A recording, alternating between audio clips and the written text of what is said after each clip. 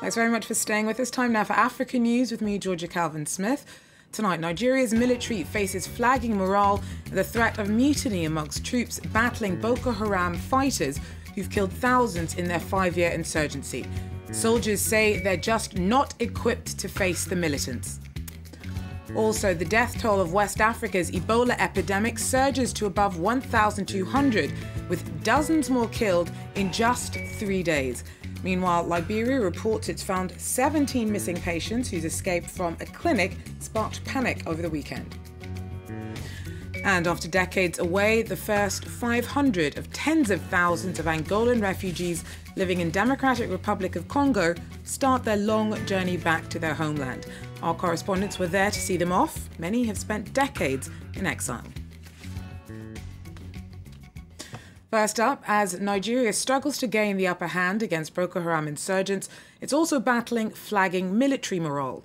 Dozens of soldiers fighting in the northeast have reportedly refused to deploy because they feel their lives are being thrown away as they lack the resources needed to properly take the militants on.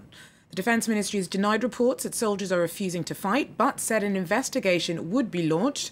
For more on this, we're joined by Mania Dan Ale. He's the editor-in-chief of the Daily Trust newspaper in Abuja. Mania, thanks very much for speaking to us. Now, what more can you tell us about this alleged mutiny? Well, the reports coming out of Maiduguri in northeastern Nigeria are suggesting something that is along the pattern of events in the last several weeks. Just last week, the wives of some of the military officials, they staged a protest because they didn't want their husbands to be sent to an operation against the Boko Haram. And they are pretty much saying what the soldier in this current report is said to have claimed. That is, there isn't enough and relevant arms and ammunition for them to face the militants, that is the Boko Haram insurgents. Now, so soldiers are saying they're being sent out to die. Is this an exaggeration, or is the military really not up to the job? Well, actually, the Nigerian military should be up to the job. Recall that they were the ones who essentially fought against the rebels in Sierra Leone, in Liberia as well. And they have the reputation of being able to give a good account of themselves, where they have all the necessary wherewithal to do what soldiers do. So essentially what the soldiers here are saying is that they are put in the line of fire where the Boko Haram seem to have more superior firepower. They have machine guns, they have anti-tank weapons and what have you. And the Nigerian soldiers are claiming that all they are sent out to face this is with AK-47s. Thanks very much. Mania Dan Ale there, the editor-in-chief of the Daily Trust newspaper in Abuja. In other news, in Liberia, 17 missing Ebola patients who went on the run after their clinic was attacked over the weekend have been found. Their escape from a medical facility in Monrovia sparked a panic manhunt across the capital. Tensions are mounting amongst infected communities in Liberia, Sierra Leone and Guinea, the countries worst hit by the deadly virus. The death tolls mounted to 1,229 after the illness killed 84 people in just 3 days. Many of the victims have been medical staff battling to save the lives of others. Placed in a disinfected coffin, Modupe Cole is buried without ceremony far away from his loved ones. An eminent doctor in Freetown's largest hospital, he died less than 2 weeks after being exposed to the Ebola virus. When we had this outbreak, some patients were moving all over the country. He was at Freetown managing patients, and it was hard for him to explain how he contracted the disease. In the east of Sierra Leone, in Kenema, the epicenter of the world's worst ever outbreak of Ebola, another doctor is mourned. Umar Khan is believed to have saved dozens of sufferers before himself falling victim. Faced with an outbreak of such a deadly virus, the loss of doctors and nurses willing to put themselves in harm's way for the good of others is a double blow. 15 of our health workers from this case management center have passed away. When somebody dies of Ebola, that time the virus is very virulent. And in that case, we have to handle that corpse very well in order not for us to be infected.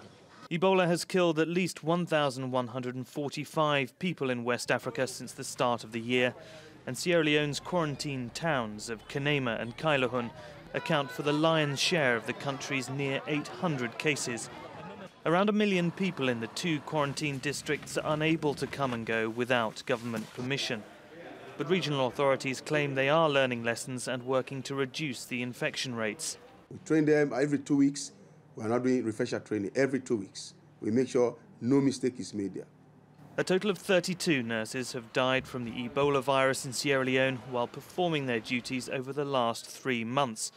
And others continue to risk their lives for the sake of the few who will survive it and be given a clean bill of health.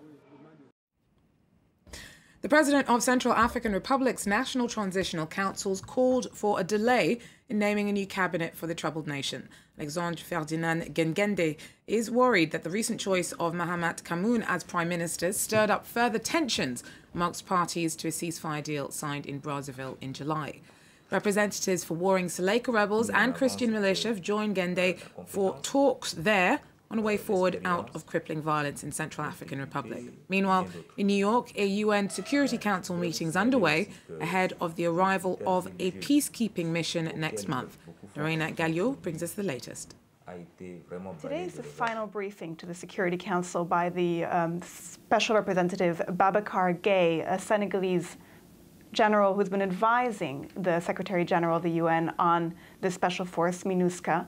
And the goal today is for him to inform the Security Council before the force is set to be deployed in September, on September 15th, to inform them of the updates on training of the military personnel that's been recruited and their preparation and how ready they are to be deployed. The forces, because the force was created just 3 months ago following Security Council Resolution 2149, and because it's such a rapid response force, it's been apparently difficult so far to assemble the full number of participating soldiers. The force is authorized to provide 10,000 military personnel and 1,800 police officers, plus 20 corrections officers from various participating countries, which are France, Benin, Burkina Faso, Indonesia, Mali, Morocco, and Senegal. Their mandate on the ground will be to protect civilians and UN personnel, to support the political transition process, and to facilitate the delivery of humanitarian aid on the ground where it's needed. Lorena Gallio there for us in New York. Now, the first group of tens of thousands of Angolans living in Democratic Republic of Congo set out to return to their homeland today. 500 began their return from exile by train, many heading back to Angola after having spent decades away. Our correspondents were there to see them off. Soon, a new start for these 500 refugees. Most of them have never seen their home country, Angola, torn apart by civil war for many years. I have 3 little suitcases and a handbag. After 25 years of exile, Eli and his family have taken the minimum for this long-awaited trip back. I'm not afraid, because I'm going back home. For me, it's a big day today, as I'm going back to my home country, the country where I was born. I'm so happy I don't know how to put it in words. I'm moved. I thank the Lord. One after the other, these refugees are about to leave their Congolese life behind, a decision that was not easy to take. They got married here, their children were born here, they had a life here. But the fact that it was actually their last chance to go back to Angola with the assistance of the UNHCR and the authorities has helped convince them. Because they actually want to go back to Angola. So many are saying that now the time has come. It's time to go back. Leaving without coming back. For Clara Maria, it's another heartbreaking moment. This nurse arrived in Kinshasa 40 years ago. She spent many years waiting for this moment. I've always longed for my country. Every time I think about it, tears come to my eyes. I'll never go into exile again, never. I'll never flee again. After 7 years, this train is specially leaving for these 500 Angolans. Within the next weeks, 29,000 will take the same route. That report by Leah-Lisa Westerhoff and Mehdi Medeb. Well, that wraps up African News for me. Stay with us, though. More news and headlines coming up from around the world.